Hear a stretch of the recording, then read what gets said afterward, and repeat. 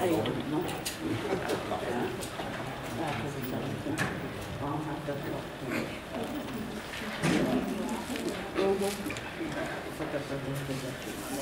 Well, I can do it. I addressed this to Anna when I wrote it. This is a portion of it. I'm sorry. I'm sorry for the tears, the broken hearts, the family, friends, and your coworkers, those whom will never get to hear her laugh again. I heard that she had a contagious laugh, and I'm sorry, and nobody will get to hear it anymore. I mean, take your time. You don't need to fill in the blanks with. I'm so very sorry, Anna. I hope and pray that your loved ones may be healed soon and at peace spiritually.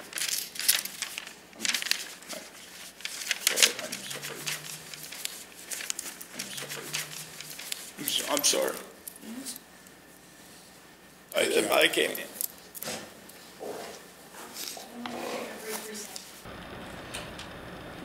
Thinking about specific deterrence, Your Honor, as the defense expert acknowledged, the only way to be certain that Matthew Webster doesn't do this or something like this again is to incarcerate him. But I think when we listen to the impact that a crime like this has on the victim's family and her close friends, the nearly universal response and expectation is that this man will go to jail and he will not get out of it. The court does not believe that the severity of the offense necessarily correlates to your risk to reoffend. Many factors bear upon your propensity to recidivate, to commit other crimes. The court accepts that you are a low to moderate risk to reoffend if properly treated and monitored. The sentence which the court will impose does acknowledge this finding and your need for significant mental health treatment.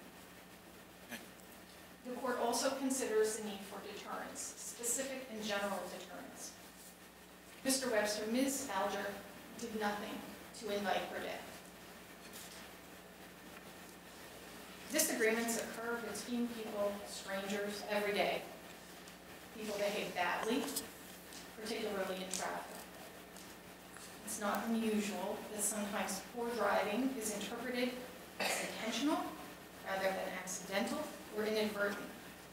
Ms. Alger's response to the fact that you ran a light and nearly caused an accident was not unusual. It was not improper or illegal. She may have been upset, but the court cannot state plainly enough that she is not at fault. She approached you, but she did not provoke you. She had no idea what she was walking into.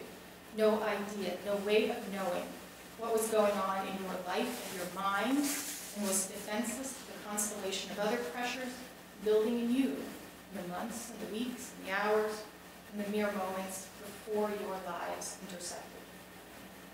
Mr. Webster, you were entirely responsible for what occurred. You were the one who was in control of how your encounter with her would resolve. You were the one who was armed. You were the one who chose your response to her. You alone decided how it would end. As I stated, the court is not unsympathetic to your medical, and financial, and mental health issues.